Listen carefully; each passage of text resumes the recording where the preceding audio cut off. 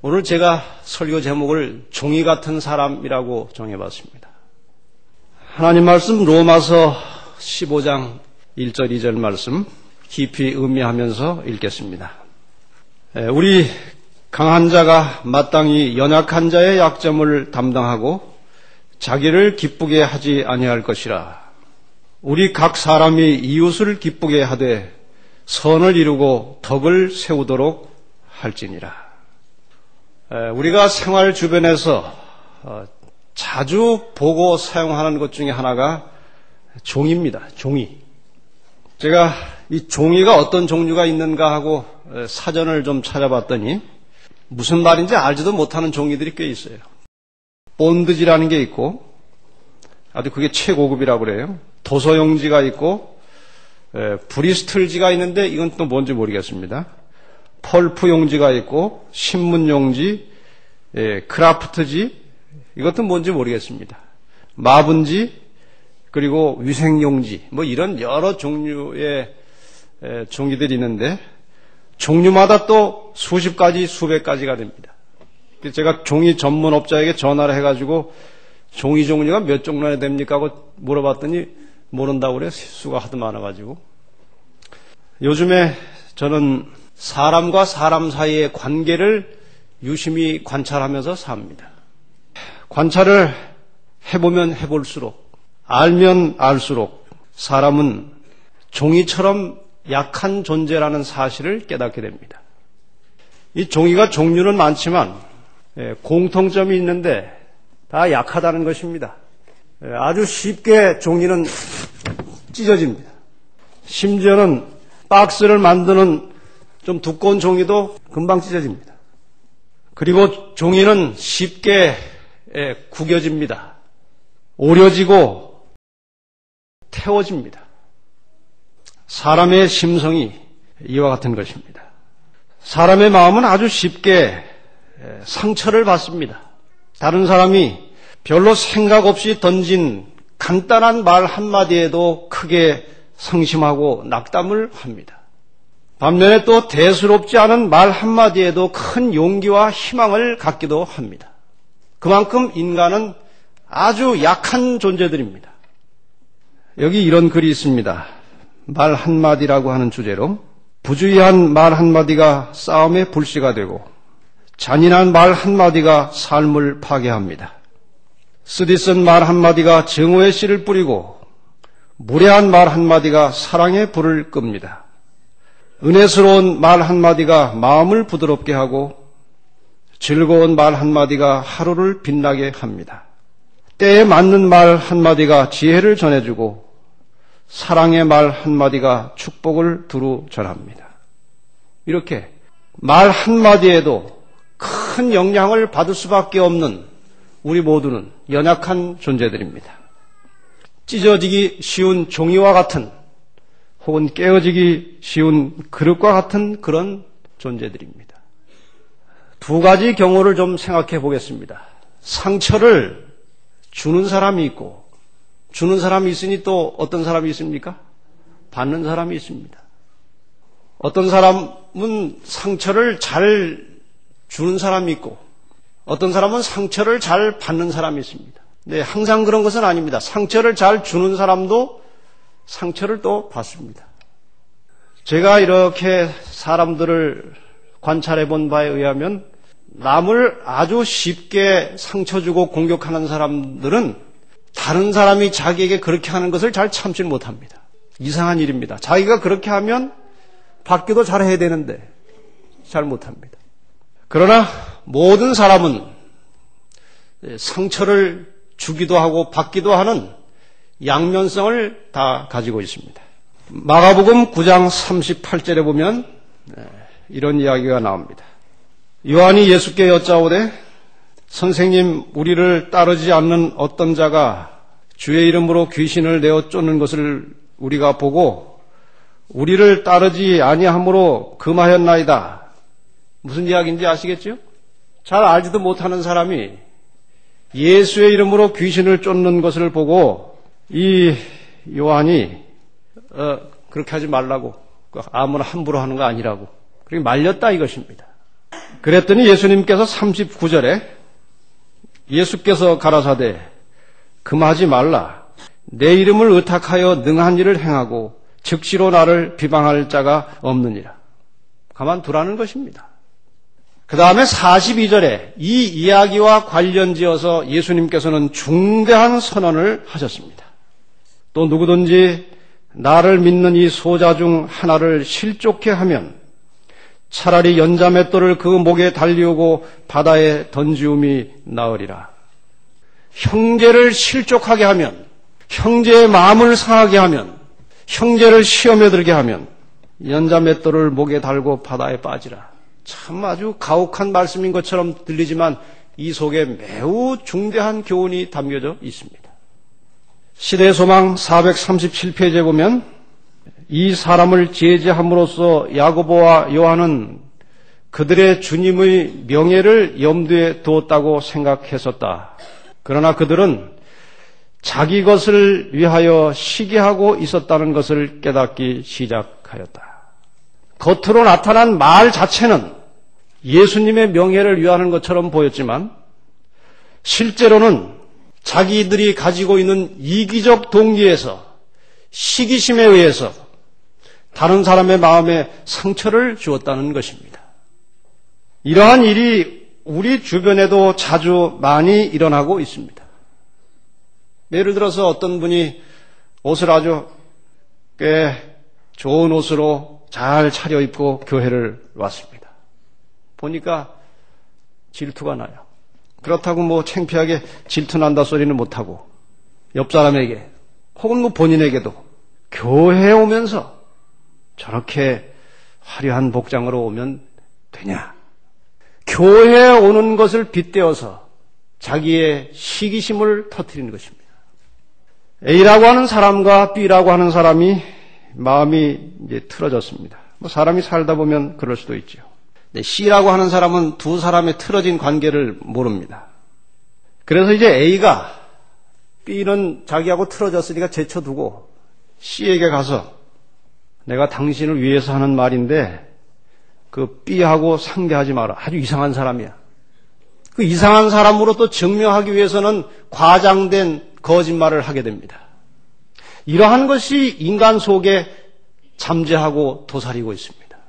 이러한 것들 때문에 우리는 주변의 많은 사람들에게 상처를 주고 남깁니다.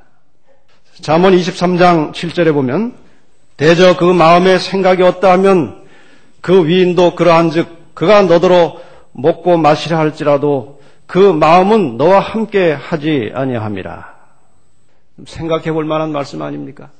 네 앞에서는 친하게 이렇게 친절하게 뭐 잘하는 것 같아도 마음이 너와 함께 하는 것이 아닐 수 있다. 우리는 불가피하게 위장을 하고 가면을 쓰고 살아갑니다. 우리 그리스도인이 가져야 할 아주 중요한 미덕 두 가지는 진실함과 정직함입니다.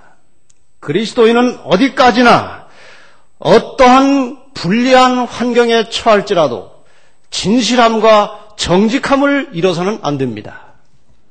그렇다고 이 정직함이라고 하는 것이 솔직하게 마음에 안 드는 사람 앞에 가서 당신 마음에 안 들어 하고 그런 말하고 돌아다니라는 것은 물론 아닙니다. 무슨 뜻인가? 잠언 17장에 있는 말씀을 보겠습니다. 15절을 보겠습니다. 악인을 의롭다 하며 의인을 악하다 하는 이 두 자는 다 여호와의 미워하심을 입느니라. 이런 점에서 정직하라는 것입니다. 아주 안 좋은 사람인데 자기하고 친하다고 해서 옳다고 두둔하거나 아주 올바른 사람인데 자기하고 맞지 않다고 해서 나쁘다고 말하지 말라는 것입니다. 하나님께서는 이걸 아주 싫어하신다는 거예요. 잠언 15장 28절에 보면 의인의 마음은 대답할 말을 깊이 생각하여도 악인의 입은 악을 쏟느니라. 의인은 생각으로 삽니다. 악인은 입으로 삽니다. 우리 그리스도인들은 항상 다른 사람에게 말을 할 때 생각을 하고 해야 합니다. 감정의 지배를 받아서는 안 됩니다. 자기 자신이 옳고 그름의 기준이 되어서는 안 됩니다. 우리는 다 하나님을 믿는 사람들이고 성경을 진리로 믿는 사람들입니다. 그래서 우리는 항상 다른 사람에게 말을 할 때 깊이 생각하여 하나님 말씀에 합당한 언어로 사람들과 교제를 나누고 서로 피차간에 덕을 나누는 삶을 살 때에 진정한 그리스도인의 향기가 나타나게 됩니다. 어떤 모양으로든지 다른 사람의 마음에 상처를 주는 일, 다른 사람을 시험에 들게 하는 사람에 대해서 예수님은 엄중한 교훈을 주셨습니다. 그런 일을 자주 하는 사람은 연자맷돌을 달고 물에 빠지라. 실제로 그렇게 하라는 말이 아니지요. 이게 만약에 문자 그대로 실족해 하고 형제에게 상처를 주는 사람들은 연자맷돌은 그냥 이런 맷돌이 아니에요. 큰 그 소가 돌리는 맷돌입니다. 큰 거. 왜 그걸 달고 들어가라고 했습니까? 떠올라오면 안 되니까. 그걸 달아야 그냥 푹 가라앉은 채 죽어 있으니까 그 맷돌을 달려고 한 거예요. 지금 이 말씀을 문자 그대로 시행하면 우리 모두는 다 지금 연자맷돌 달고 바다 밑에 있어야 됩니다. 아마 연자맷돌 공장이 큰 돈을 벌 겁니다. 이 말은 다른 사람에게 상처를 주지 않도록, 다른 사람이 나로 인하여 시험에 들지 않도록, 나 때문에 낙심하지 않도록 각별히 조심하고 살라는 것입니다. 특히 교회 안에서 우리는 피차간에 많은 생각을, 많은 조심을 해야 합니다. 우리가 다 좀 더 깨끗하게 잘 살기 위해서, 좀 더 하늘 시민으로서 도덕적으로 선량하게 하나님과 교제를 나누는 영적인 사람이 되기 위해서 교회를 출입합니다. 교회라고 하는 장소는 평소에 갈고 닦은 신앙을 표현하는 연습 장소입니다. 적어도 교회 안에서는 아주 열심히 노력하려고 하는 흔적이라도 있어야 하는 것입니다. 여기 교회정원 5권 243페이지에 이런 말씀이 있습니다. 만일 집이 스스로 분쟁하면 그 집이 설 수 없다. 그리스도인들이 다툴 때 사단이 지배하기 위하여 들어온다. 그는 너무도 자주 교회의 평안과 조화를 깨뜨리는 데 성공을 거두었다. 얼마나 무서운 쟁투, 얼마나 쓰라린 일, 얼마나 증오스러운 일이 매우 사소한 문제에서 시작되었던가. 우리가 출발하고 시작되는 일은 아주 적은 것입니다. 그런데 그것이 왜 점점 커져서 나중에는 복잡해집니까? 적은 불화 속에 틈이 생기면 사단이 그 속을 들어오는 것입니다. 그래서 양자를 다 파괴시켜버립니다. 불화와 다툼 때문에 어떠한 희망들이 깨어져 버리고 얼마나 많은 가정들이 산산조각이 났던가. 이것이 다 시작은 말에서 시작이 됩니다. 예수님께서 누가복음 17장 1절에 이렇게 말씀하셨습니다. 예수께서 제자들에게 이르시되 실족해 하는 것이 없을 수는 없으나 잊게 하는 자에게는 화로다. 실족해 하는 일이 인간 사회에서 사람들 사이에서 피할 수는 없는 일이다. 저는 이 말을 조금 다른 말로 이렇게 응용을 해봤습니다. 상처를 주는 일이 없을 수는 없으나 혹시 내가 다른 사람에게 상처를 주었으면 즉시 기름을 발라주라. 우리가 연약하기 때문에 정말 순간적인 감정 때문에 형제의 마음을 상하게 하고 낙심하게 할 수도 있습니다. 그러면 즉시로 기름을 발라서 싸매주라는 것입니다. 에스겔 34장 4절을 보겠습니다. 너희가 그 연약한 자를 강하게 아니하며 병든 자를 고치지 아니하며 상한 자를 싸매어 주지 아니하며 쫓긴 자를 돌아오게 아니하며 잃어버린 자를 찾지 아니하고 다만 강포로 그것들을 다스렸도다. 이것이 대부분 우리 인간 사회에서 상처를 주는 사람들의 경향입니다. 연약한 자를 강하게 해주지 않고 상한 자를 싸매주지 않고 잃어버린 자를 찾지 않고 이렇게 우리가 삽니다.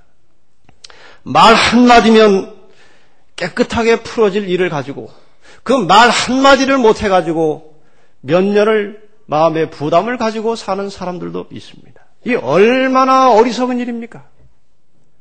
자아가 깨지고 자아가 죽고 그냥 말 한마디면 피차간에 아무런 허물 없이 화목하게 살 수 있는데 그 말 한마디를 못해가지고 피차에 고통을 당하는 일이 우리 주변에 많습니다.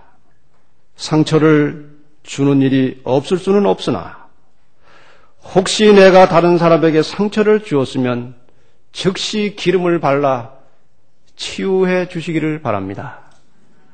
이제 상처를 받는 사람에 대해서 조금 생각을 해보겠습니다. 상처를 너무 쉽게 받는 사람들도 있습니다. 상대방이 아무런 악의 없이 그저 지나가는 말로 한마디 한 걸 가지고 밤잠을 자지 못하는 사람들도 있습니다. 어떤 오해된 사실을 가지고 그것은 분명히 혼자서 생각한 오해지만 그것을 풀지 않고 몇 달, 몇 년을 한을 품고 사는 사람도 있습니다. 가서 본인에게 이야기하면 전혀 그런 뜻도 의도가 아니었는데 혼자만 그렇게 생각해가지고 가슴앓이를 하고 불편하게 사는 사람이 또 얼마나 많습니까? 우리가 살면서 아주 조심해야 할 것이 하나 있는데 다른 사람에 대하여 겉으로 잠깐 나타나는 것을 가지고 추측하는 것입니다. 그 사람이 전혀 의도하지 않은 것을 자신의 판단 기준에 의해서 추측하는 것입니다. 추측할 뿐만 아니라 그 추측된 사실을 단정적으로 생각하는 것입니다. 이건 그럴 것이 아니라 그런 것이다. 그리고 이제 오해가 시작되는 것입니다. 우리 형제의 말에 대하여 그 하나를 가지고 일파만파로 추측하는 일은 아주 옹졸한 일입니다. 그리스도인답지 못한 일입니다. 혹시 그것이 마음에 걸림이 되면 형제예요.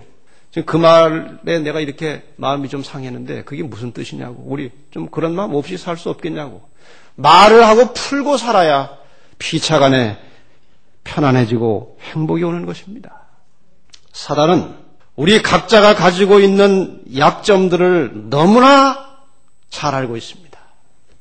한국의 축구 감독들이 이렇게 새로 부임해 오면 그 수십 명의 선수에 대해서 개인적으로 어떤 점이 강점이고 어떤 점이 약점인지를 아주 면밀하게 분석합니다.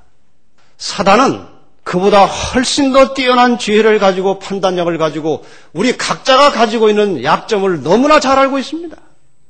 어떤 사람은 돈에 약한 사람이 있고 어떤 사람은 이성에 약한 사람이 있고 어떤 사람은 명예에 약한 사람이 있습니다. 사단은 각자가 어떤 시험에 잘 넘어가는지 너무나 잘 알고 있습니다. 이 사람은 돈 시험에는 잘 안 넘어가는데 이성 문제는 약하다. 여지없이 그걸 가지고 접근합니다. 이 사람은 돈이나 이성 문제는 별로 그렇게 관심이 없는 사람인데 명예심이 강하다. 그럼 그걸 가지고 시험에 들어오는 것입니다. 예를 들어서 자신의 어떤 신체적 약점을 말할 때에 아주 속이 상하고 불쾌해서 펄펄 뛸 정도로 아주 신앙의 손해를 보는 사람들, 사단이 주변 사람들에게 자꾸 그것을 하도록 찔러댑니다. 왜냐하면 그것이 약점이기 때문에.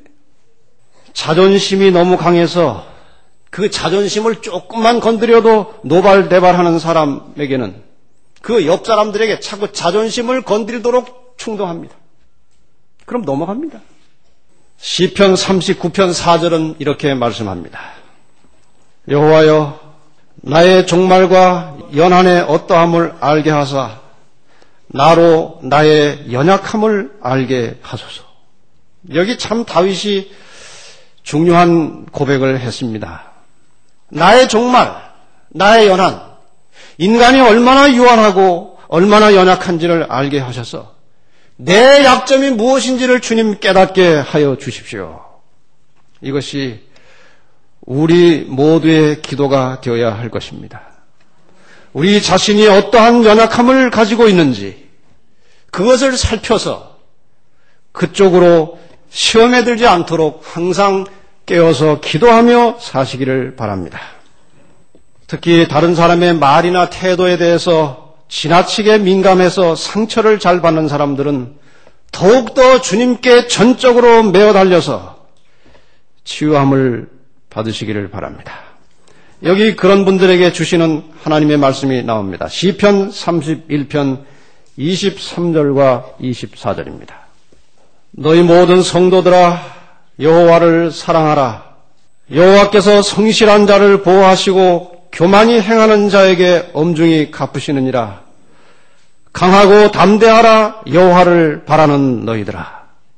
우리가 진정으로 하나님을 신뢰하고 있다면 자기 자신의 삶에 성실히 하면서 사람을 두려워하지 마시기를 바랍니다. 하나님께서 내 편이시고 내가 성실하다면 우리는 이 세상에 겁날 것이 두려워할 것이 아무것도 없는 것입니다. 하나님은 우리의 편이십니다. 강하고 담대하라. 여호와를 바라는 너희들아.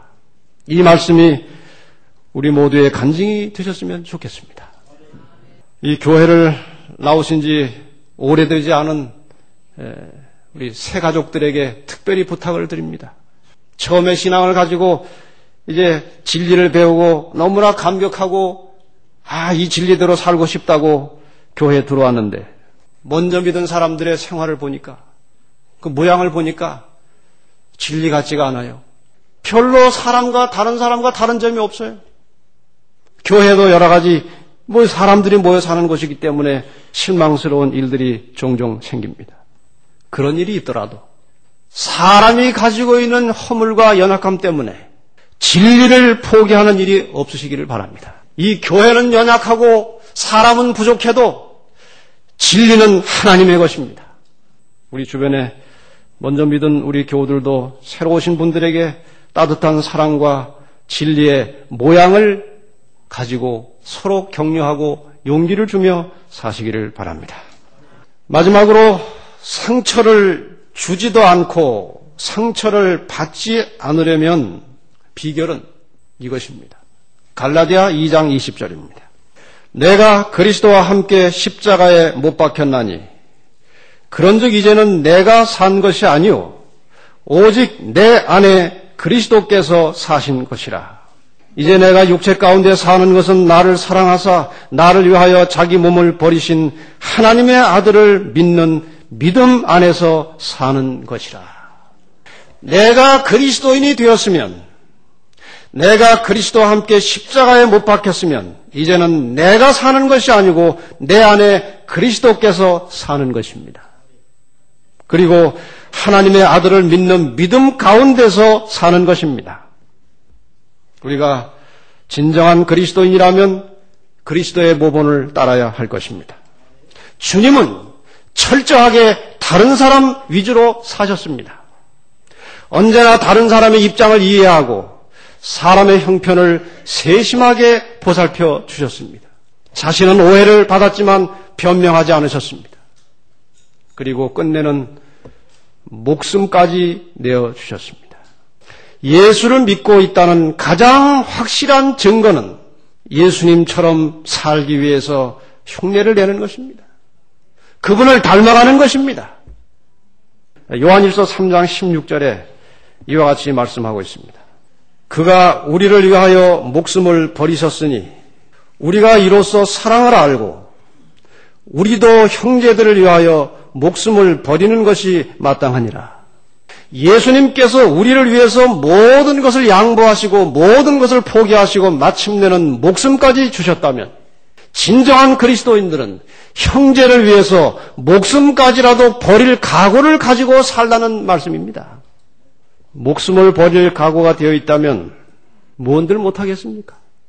교회정원 5권 246페이지 그리스도께서 연약하고 죄 많은 상태에 있는 우리를 긍휼히 여기시고 도와주시는 것처럼 우리도 다른 사람들을 동정하고 도와주어야 한다. 많은 사람들은 의심으로 당혹해하고 있고 질병으로 괴로움을 당하고 있고 믿음이 약하고 보이지 않는 것을 볼 수 없는 형편이다. 보이지 않는 하나님의 세계, 영적인 사물을 볼 수 없는 우리 주변에 이웃들이 있다는 것입니다. 그러나 그들이 볼 수 있는 어떤 친구가 그리스도를 대신하여 그들에게 와서 그들의 요동하는 믿음을 하나님께 고정시켜주는 연결의 사슬이 되어줄 수 있다. 이것은 참으로 복된 사업이다. 연약한 형제들, 믿음이 약한 자들, 영적인 사물을 보기에는 나약한 믿음을 가진 사람들, 그런 사람들에게 믿음이 신실한 하나님의 어떤 자녀가 그리스도를 대신하여 보이는 형제로 그에게 가서 그리스도와 그를 연결시켜주는 사슬이 될 수 있다는 것입니다. 연약한 사람들을 보살피고 어려움에 빠지거나 시험에 들지 않도록 도와주는 일이 우리 그리스도인들의 본분입니다. 오늘 처음 읽었던 본문 말씀을 다시 한번 보겠습니다. 우리 강한 자가 마땅히 연약한 자의 약점을 담당하고 자기를 기쁘게 하지 아니할 것이라. 우리 각 사람이 이웃을 기쁘게 하되 선을 이루고 덕을 세우도록 할지니라. 사도 바울은 이렇게 고백했습니다. 고린도전서 8장 13절에 그러므로 만일 식물이 내 형제로 실족해 하면 나는 영원히 고기를 먹지 아니하여 내 형제를 실족치 않게 하리라. 나는 고기를 먹는다는 것입니다. 나는 고기를 먹을 수도 있다는 겁니다. 그런데 내가 고기 먹는 그 사실 때문에 내 형제가 그것을 보고 시험에 든다면 나는 그 형제를 위하여 영원히 먹지 않겠다는 것입니다. 이것이 바로 진실한 그리스도인의 정신입니다. 제가 한 이야기를 드리고 마치겠습니다. 제가 연합회 있을 때 혹시 출장이 없으면 삼육 외국어 학원 교회를 나갔습니다. 근데 거기 안식일이 되면 그 좌석이 꽉 차서 앉을 자리가 없습니다. 항상 비좁아요. 설교 예배가 시작된 다음에 오는 사람들은 자리를 못 잡습니다. 근데 제가 이제 뒷쯤에 의자에 앉아 있는데 제 앞줄에 외국인 부부가 아이를 하나 데리고 와서 앉았습니다. 근데 이제 설교 전에 어린이 이야기 시간이 있어서 그 남자가 아이를 데리고 그 어린이 이야기하는 배 단 앞으로 이제 나가서 어린이 이야기를 들으러 갔습니다. 그랬더니 거기 한 자리가 비었죠? 근데 조금 늦게 들어온 사람이 거기 자리가 하나 비어 있으니까 이게 웬일이냐 하고 이제 그 빈자리에 가서 딱 앉는 순간에 제가 그 옆에 있는 부인을 보니까 그냥 태연합니다. 여러분 같으면 어떻게 하시겠습니까? 여기 자리 있어요. 아주 태연해요. 보통 사람은 아니다. 보통 사람처럼 반응을 안 하는 거예요. 그 다음에 이제 이야기가 마치고 그 남편이 아이를 데리고 들어오는 겁니다. 이제 자리로. 그랬더니 자기가 일어나서 뒤로 가서 서요. 그러니까 남편이 와가지고 뭐 이렇게 눈치를 금방 채고 앉아서 혼자 아이를 데리고 앉아서 끝까지 예배를 다 드렸습니다. 저는 그리스도인이 바로 저런 모습을 가져야 한다고 생각이 되었습니다. 남을 배려할 줄 아는 마음, 남의 입장을 충분히 생각할 줄 아는 사람, 또 어떤 사람은 훨씬 더 잘 찢어지는 종이 같은 사람에게는 더 조심하고 아주 배려해주고, 이것이 그리스도인입니다. 우리 주변에 연약한 사람들을 붙들어주고 좀 힘을 주고 용기를 주며 살아가는 교회가 되었으면 얼마나 좋겠습니까? 제가 끝으로 여기 시도 아니고 그냥 글도 아니고 이 설교를 준비하면서 마지막으로 이런 글을 조금 정리해서 읽어드리고 마치겠습니다. 우리 주변에 서성거리며 함께 살아가는 모든 이웃들은 종이처럼 연약한 사람들입니다. 잘 구겨지고 쉽게 찢어집니다. 가위를 갖다 대면 곧 잘려지고 칼에 오려지고 불에 속히 탑니다. 정말 너무너무 연약한 존재들입니다. 우선 나 자신부터 그렇지 않습니까? 서로 종이에 상처가 나지 않도록 잘 보살피고 돌보아 줍시다. 남의 종이에 자기 마음대로 낙서하지 맙시다. 좋은 글, 희망과 용기를 주는 글을 올립시다. 자기 자존심, 자기 고집, 자기 생각만 내세우지 말고 다른 사람의 형편을 최대한 배려하는 넓은 마음을 가져봅시다. 자기 연민에 빠져 다른 사람을 원망하는 일 중단하고 다른 사람에게 연민을 가져보면 어떨까요? 서로의 연약함을 돌보며 살아갈 때 우리 모두는 함께 강해지는 것입니다. 우리 주님께서 연약한 인간이 되시어 우리를 보살펴 주심으로 우리가 하늘 백성이 되었으니 서로 의지하고 사랑하며 도우며 살아가던 사람들이 함께 모여 사는 곳이 천국이랍니다. 우리 교회가 이 땅에 있는 조그만 천국이 되기를 간절히 바라면서 말씀을 마치겠습니다.